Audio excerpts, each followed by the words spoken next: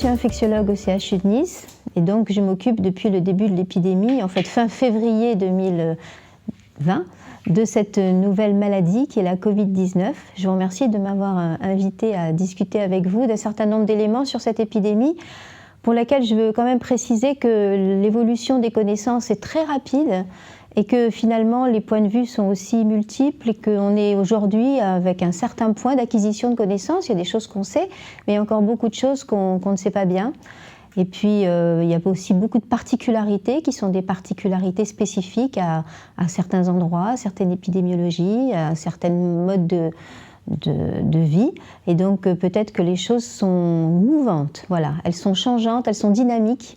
Et donc aujourd'hui, c'est la parole de décembre 2020. Comment mesure-t-on l'épidémie? Y a-t-il des indicateurs locaux et y a-t-il des indicateurs spécifiques aux écoles?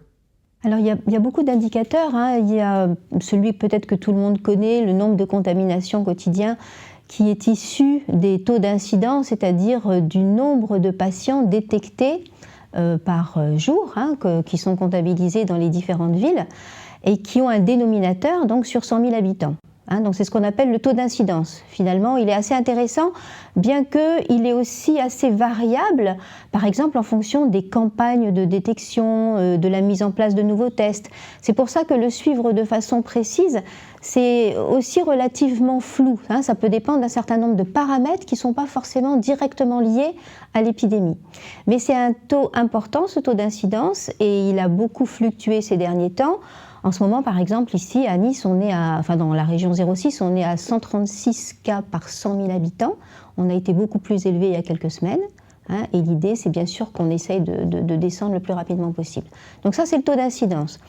Ce qui me paraît important, en fait, parce que le taux d'incidence, ça mesure la diffusion d'une épidémie qui est quand même très bénigne pour la majorité des personnes.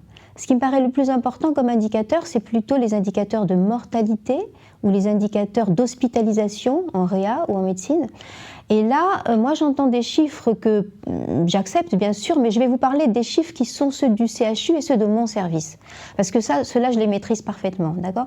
Donc je sais, par exemple, vous dire que depuis le début de l'épidémie, au CHU de Nice, il y a eu 109 décès de cette maladie. Donc en 10 mois. Je vous laisse juge pour que vous fassiez une idée. Est-ce que c'est sévère? Est-ce que c'est pas sévère? Je trouve que c'est quand même un chiffre relativement modéré. On est dans une situation d'une nouvelle maladie. C'est un principe de réalité, on ne peut pas aller contre. C'est-à-dire que cette épidémie va forcément faire des victimes. Et les victimes, c'est toujours les personnes les plus fragiles et les plus âgées. Et donc le chiffre moyen de mortalité, l'âge moyen de mortalité dans notre service, c'est 82 ans. Voilà, donc c'est juste pour brosser des indicateurs qui sont ceux du service, donc des choses locales, des choses qu'on peut parfaitement maîtriser. Donc voilà un petit peu pour les indicateurs qui me paraissent importants. La question que vous m'avez posée après, c'est est-ce qu'il y a des indicateurs locaux? Ben oui, tous ces chiffres dont je vous parle, ce sont des indicateurs locaux, donc c'est très important de les connaître, de voir qu'en fonction des régions, les épidémiologies sont tout à fait différentes. Hein. On a bien vu lors de la première vague, on a été quand même relativement peu touchés. Bon là, il y a un petit peu plus de cas. Et la question des indicateurs dans les écoles, alors là en revanche, je ne sais pas trop, bien sûr qu'il faut sans doute être vigilant à regarder ce qui se passe dans une école, mais je ne pense pas qu'il y ait des indicateurs spécifiques à mettre en place au niveau des écoles. Vous semble-t-il possible d'adapter localement les protocoles en fonction des retours des indicateurs? En fait, ce qui est important, c'est d'avoir une vision très dynamique de cette épidémiologie. C'est vrai que si on voit qu'une région n'est pas touchée, c'est peut-être important d'adapter les mesures barrières justement qu'on donne aux gens. Pour vous donner un exemple assez précis, moi depuis le début de l'épidémie, je trouve qu'on a beaucoup insisté sur le port du masque en extérieur. On a beaucoup limité les allées et venues des gens dans la nature. Tous ces éléments-là me paraissent d'une contrainte totalement inutile, et ça je pense que beaucoup de scientifiques partagent ce que je dis. Et je trouve qu'en fonction des régions, il aurait été important de laisser un peu la bride sur le cou à la plupart des personnes qui pouvaient quand même bénéficier de cet environnement qui est majeur pour la bonne santé aussi. Voilà. Après, quand on est dans une situation épidémiologique très tendue, très critique, et qu'on est bien sûr dans des grandes agglomérations, là, il faut savoir de temps en temps, effectivement, être très vigilant par rapport à certaines mesures barrières. Donc, l'idéal, c'est d'adapter. C'est pas simple non plus, hein, parce que ça veut dire qu'il faut faire confiance et il faut décentraliser un certain nombre de choses. Et c'est là où des endroits comme l'Allemagne, peut-être, ont été plus souples que nous, parce qu'ils agissent quand même plus par région, et donc il y a eu des recommandations en fonction de telle ou telle région. Voilà, nous, c'est un petit peu très centralisé, donc tout le monde fait pareil. Et les masques en tissu, sont-ils assez protecteurs? Oui, bien évidemment. Je veux dire, on n'a rien fait de mieux pour l'instant par rapport à la prévention de la Covid que les masques et l'hygiène des mains. Donc bien évidemment que les masques sont protecteurs. Les masques tissus AFNOR catégorie 1 sont protecteurs, donc c'est ceux-là qu'il faut essayer d'utiliser. Les masques chirurgicaux sont peut-être un tout petit peu plus protecteurs. Je crois qu'on dit 95% pour les chirurgicaux, 90% pour les masques en tissu. Mais tous ces masques sont bien évidemment le moyen de se protéger. Moi, je donne toujours l'exemple du service d'infectiologie. Tous les patients Covid, on les a eus chez nous. Donc, on a traité 400 pneumopathies Covid. On n'a quasiment pas eu de protection. Et qu'est-ce qu'on a? Un masque, la plupart du temps, un masque chirurgical. C'est vrai qu'en établissement de soins, on n'a pas de masque en tissu, mais les comparaisons, je vous dis, ne sont pas très éloignées si on reste sur ces recommandations AFNOR. Est-ce que 2 personnes qui portent un masque et qui sont en contact rapproché pendant plus d'1 heure courent un risque?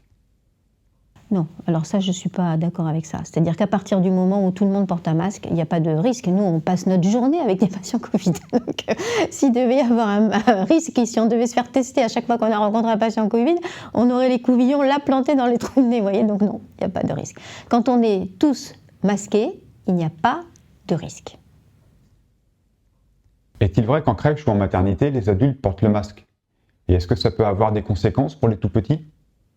Alors, est-ce que c'est vrai? Je ne sais pas vraiment, puisque je n'ai pas l'occasion d'aller en crèche ou en maternité. Ce que je sais, c'est que grâce à des tests qui viennent d'être mis sur le marché, comme les tests antigéniques, on a proposé, et ça a été tout de suite repris à la maternité à Nice, de dépister par test antigénique les mamans qui sont au travail, de façon à pouvoir tout de suite se faire une idée sur leur possibilité de contamination ou pas. Et quand le test est négatif, même si malheureusement il n'est pas d'une sensibilité parfaite, ça permet quand même d'accepter que la maman accouche sans masque. Voilà. Donc ça, c'est une petite action, mais c'est quelque chose quand même relativement intéressant. Après, en crèche, je vous dis, je n'ai pas les compétences pour savoir. Je crois que les recommandations sont que le personnel soit masqué. Les conséquences sur les enfants, c'est beaucoup trop tôt pour le savoir. Je ne sais pas si on aura une idée précise de ce que ça va donner sur un enfant. Il me semble que tous les psychologues disent que les expressions de visage sont fondamentales pour que les enfants reconnaissent justement les émotions, qu'ils sachent aussi adapter leur réponse émotionnelle. Donc je pense que ça va être sûrement assez important. Mais dans quelle mesure, je ne suis pas compétente pour répondre à cette question. À l'école, était-ce indispensable de masquer les enfants dès 6 ans? Ma vision de cette question, c'est non. Je pense que vous pourrez entendre des avis différents. Ma vision est celle que c'est difficile de mettre en place un masque. On donne beaucoup de recommandations aux adultes pour qu'ils mettent les masques correctement. C'est vrai qu'un masque est protecteur à partir du moment quand même où on le met correctement. Qu'est-ce que ça veut dire? Vous le savez, qu'on ne le touche pas sans arrêt, qu'on ne le mouille pas avec sa salive ou avec autre chose, qu'on ne le tripote pas, voilà. Donc je pense que pour un enfant, ça me paraît compliqué. À 6 ans, peut-être après, en arrivant vers 10-11 ans, c'est plus simple, mais un petit enfant, il doit à la fois gérer les apprentissages qu'on lui fait et en même temps gérer ce truc qu'il n'a pas l'habitude de mettre. Nous, infectiologues ou médecins, c'est hyper facile. On a toujours le masque sur la figure, donc on est habitué à ça, c'est comme une seconde peau.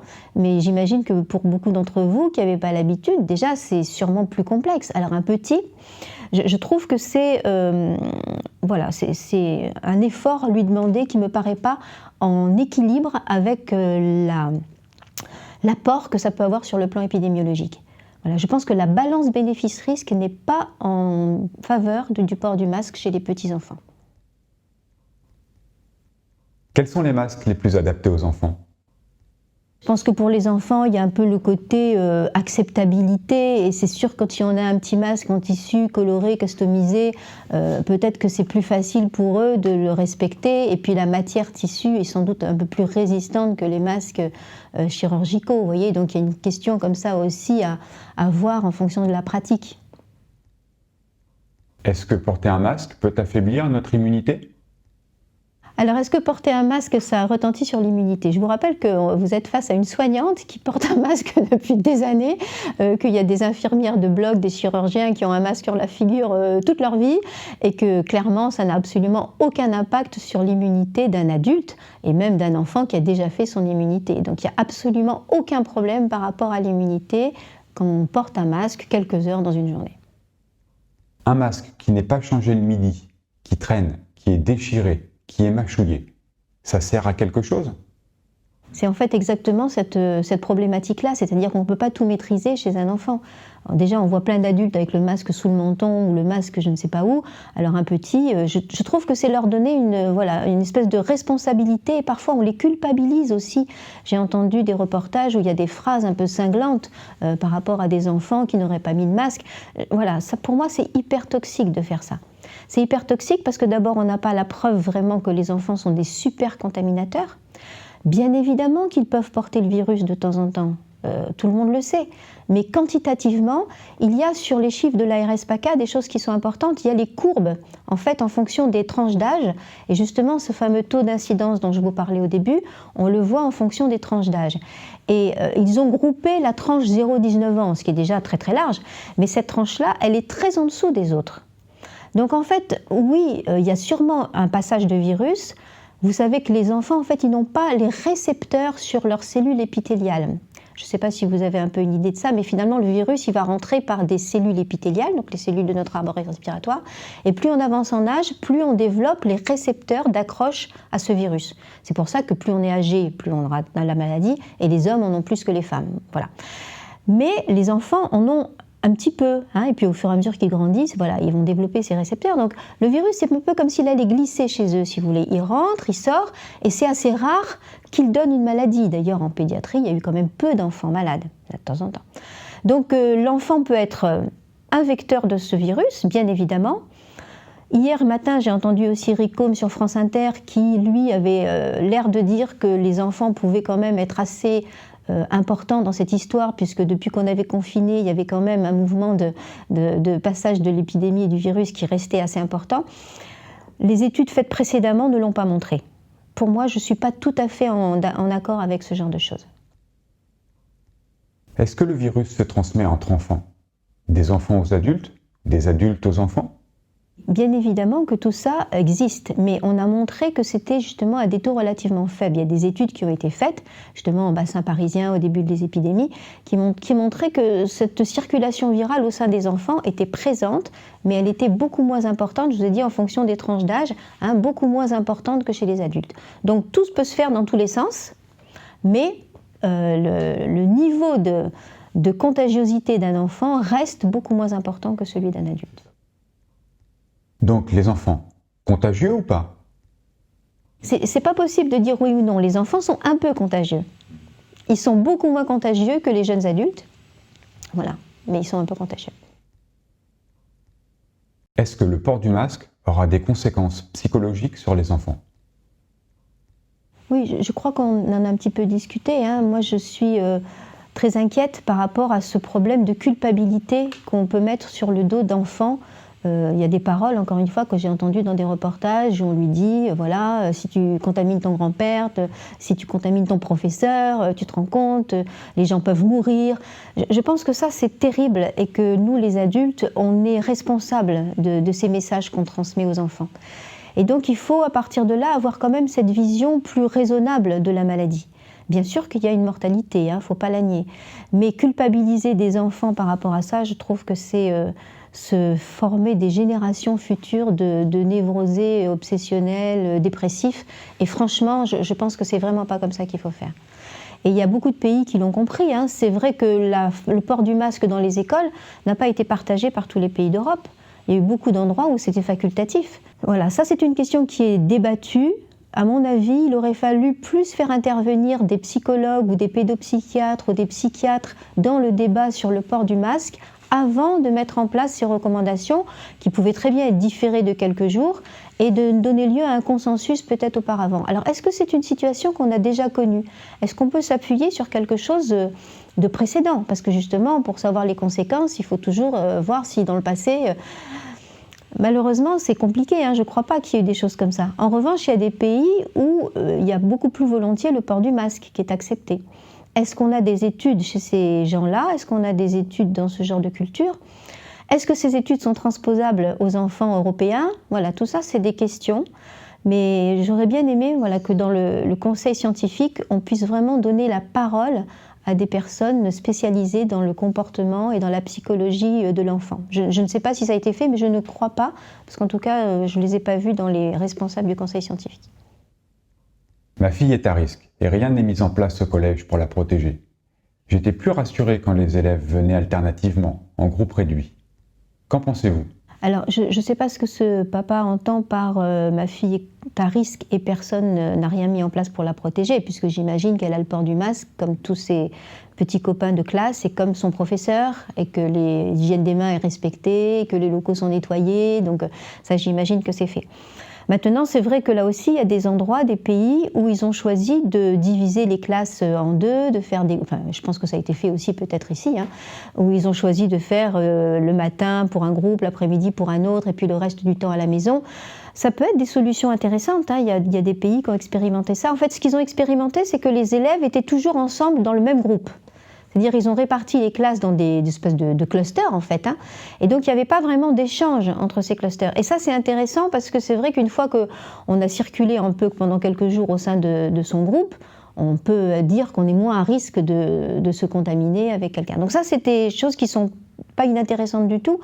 Après, le fait de rester en partie à la maison, je ne sais pas ce que les enseignants en pensent, parce que peut-être que les élèves n'ont pas tous des moyens d'apprentissage à domicile. Mais bon, il y a aussi des élèves, je crois, qui ont été assez satisfaits d'être un peu plus avec leurs parents, d'être tranquilles à la maison. Peut-être que aussi, il faut voir de temps en temps les côtés positifs de ça. Il y a eu un rassemblement de la famille, peut-être que voilà, il y a une espèce de lien resserré avec l'apprentissage fait par les parents. Peut-être que tout n'est pas totalement négatif non plus. Hein. Et donc, pour répondre à ce père, oui, si le collège peut faire ces petits groupes, c'est peut-être encore un plus. Mais je pense que déjà, si tout le monde, je ne connais pas l'âge de sa fille, hein, mais si les consignes sont respectées, elle est au collège. Si les consignes sont respectées dans sa classe, je pense que c'est déjà quand même très rassurant pour un parent. Est-ce que c'est logique de ne pas porter de masque pendant les activités sportives ? Alors là, on est dans le domaine de la praticabilité en fait. C'est-à-dire que le masque pendant une activité sportive, c'est très difficile parce que reprendre son souffle quand on a un masque sur la figure, c'est très compliqué en fait. Donc là, c'est une espèce de compromis avec qu'est-ce qui vaut mieux, qu'il y ait quand même une activité sportive ou qu'il n'y en ait pas du tout. De quel côté penche le balance bénéfice-risque ? Je pense que le risque de ne pas faire d'activité sportive est majeur pour les enfants, les adolescents, et qu'il faut absolument favoriser une activité, idéalement en plein air. Mais que si on ne le peut pas, peut-être que dans un grand gymnase où finalement, je ne sais pas s'il y a beaucoup de classes qui font la gym ensemble, mais l'idée c'est de beaucoup répartir les enfants sur la surface et de faire ensemble en sorte qu'ils puissent quand même, voilà, si on n'a pas de masque mais qu'il n'y a personne, alors vous savez qu'on détermine les mètres carrés, ça dépend là aussi des avis, mais qu'on a 6 mètres carrés autour de soi. Voilà, hein, c'est un rapport bénéfice-risque. Et je crois qu'il y a eu beaucoup de pertes d'habitudes sportives, on le dit, hein, les fédérations de sport disent, voilà, on n'a plus tous ces enfants, et le sport c'est tellement fondamental dans la bonne santé. Parce qu'il n'y a pas beaucoup de questions là-dessus, mais peut-être on pourra y revenir. C'est aussi comment se protéger naturellement par rapport à la Covid. Hein. Est-ce que l'activité physique aide à fabriquer des défenses naturelles contre la maladie ? Je pense que c'est quelque chose qui est très important. Et la bonne santé par l'activité physique, c'est majeur. Voilà, donc je serais plus en faveur de garder une activité physique. Notre santé, elle dépend essentiellement de notre comportement, hein, d'une certaine façon. On sait aujourd'hui que notre santé, elle est un peu liée à notre génétique, pas trop, hein, on dit 10, peut-être 15%. Tout le reste, en fait, c'est la façon dont nous, on se permet d'avoir une réponse absolument favorable en permettant d'avoir une bonne alimentation, une bonne activité physique, une bonne gestion du stress, un bon sommeil.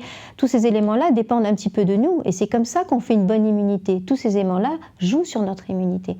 Donc on en est en partie responsable. Je dis en partie parce qu'il y a beaucoup de personnes qui n'ont pas forcément ni la capacité, ni peut-être les moyens d'avoir ce genre de vie. Mais quand on peut le faire, je pense que c'est fondamental pour expliquer la bonne santé des uns et l'absence de maladies vis-à-vis de certains virus ou vis-à-vis même de certaines autres maladies chroniques. On sait aujourd'hui que les maladies chroniques sont liées à l'absence justement de tous ces facteurs. Est-ce qu'il vaut mieux manger un repas équilibré à la cantine mais exposé au virus ou bien manger un sandwich dehors ? C'est vrai que les conditions sociales des élèves, je ne les connais pas vraiment. Si ils remontent clairement que c'est très compliqué d'avoir une bonne alimentation en dehors de l'école, c'est un des rôles, je pense, de l'école de donner la bonne alimentation. Après, est-ce qu'on peut optimiser ce genre de choses de façon à ce qu'il y ait le moins de risques possible en faisant par exemple 2 services, en essayant de faire en sorte que les enfants ne soient pas les uns sur les autres, en essayant de limiter le mouvement au moment de l'entrée, du sortie de la salle de réfectoire. Je pense que c'est surtout sur ça qu'il faut essayer de jouer. Que savait-on exactement de ce virus et comment pouvait-on informer clairement les citoyens ? Alors cette question, elle est formulée avec que savait-on ? Donc à quel moment ? Aujourd'hui, en décembre 2020, bien sûr qu'on a amélioré nos connaissances par rapport au moment du début de cette épidémie. Donc je crois qu'il faut rester assez clair et ne pas écouter toutes ces espèces de fake news qui circulent de façon très abondante un petit peu partout. Pour nous, on a commencé à connaître le virus en fin d'année 2019 dans ce pays, à Wuhan, et que assez rapidement, même très rapidement, il y a eu quand même la mise à disposition de la communauté scientifique de la découverte de ce virus, même si peut-être les premières semaines ont été très compliquées, notamment pour le pauvre ophtalmo chinois qui a découvert ces pneumopathies, qui lui serait victime à 37 ans, ce qui n'est pas du tout le casting habituel des gens qui meurent du Covid, donc on peut effectivement s'intéresser, à s'interroger. Et en tout cas, après, on a très vite connu la séquence du virus et on a très vite partagé les informations entre les différents pays. Et tout le monde a essayé d'y mettre du sien, même si, il plane un peu des doutes sur le nombre de morts, et effectivement en Chine, qui paraît dérisoire par rapport à ce qui s'est passé ailleurs. Mais ça à part, je pense que les connaissances ont été assez partagées par les milieux scientifiques. Après, la façon de les exprimer aux citoyens, j'ai envie de dire qu'elle dépend énormément de la gouvernance des pays. Il y a des pays où les messages se sont voulus plutôt rassurants, des pays où les messages se sont voulus plutôt très inquiétants, des pays où, comme on l'a dit, la centralisation fait qu'on envoie des directives pour toute la population, d'autres où on laisse un petit peu plus de souplesse. Et au final, on est un peu en difficulté de comparer les uns avec les autres. Personnellement, je trouve qu'on a eu en France une vision un petit peu inquiétante, trop inquiétante de l'épidémie, même si elle est un vrai problème de santé publique.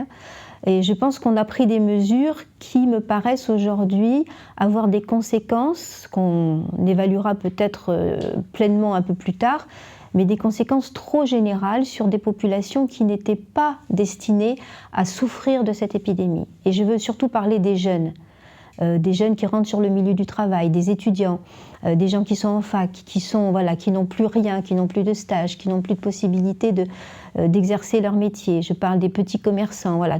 Tout ça, pour moi, ça a été des mesures un petit peu trop importantes, dont on n'est pas du tout sûr qu'elles ont eu des conséquences sur l'épidémie, parce que je rappelle que quand même on a un peu identifié, même si ce n'est pas très évident aujourd'hui, les façons de se contaminer et que ces mesures-là, à mon avis, auraient dû être réadaptées par rapport à ces populations.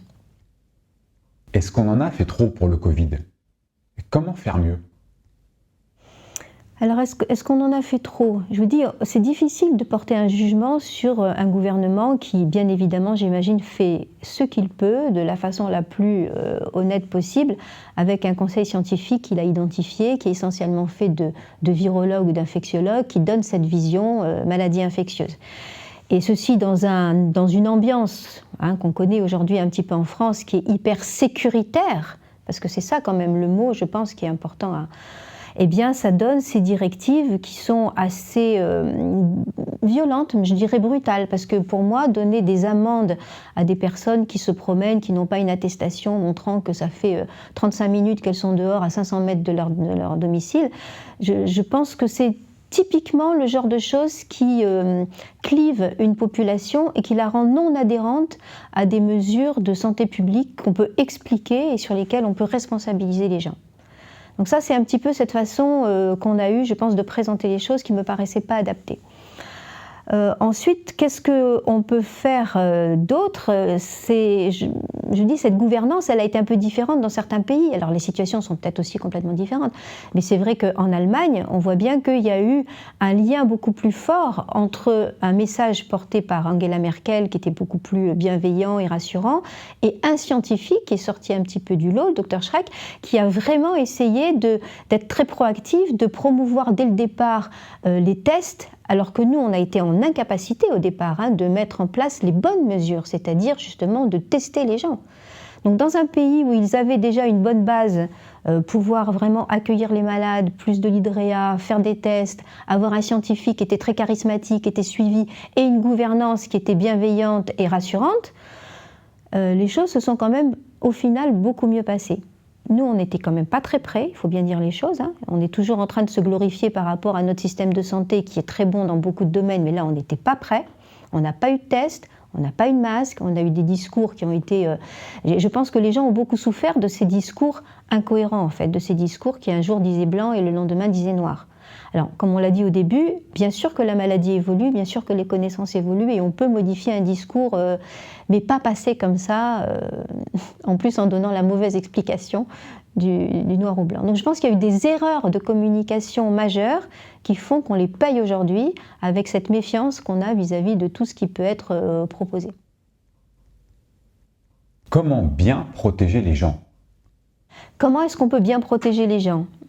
Eh bien, la base, c'est de se dire que ce virus, il est contagieux quand on se parle.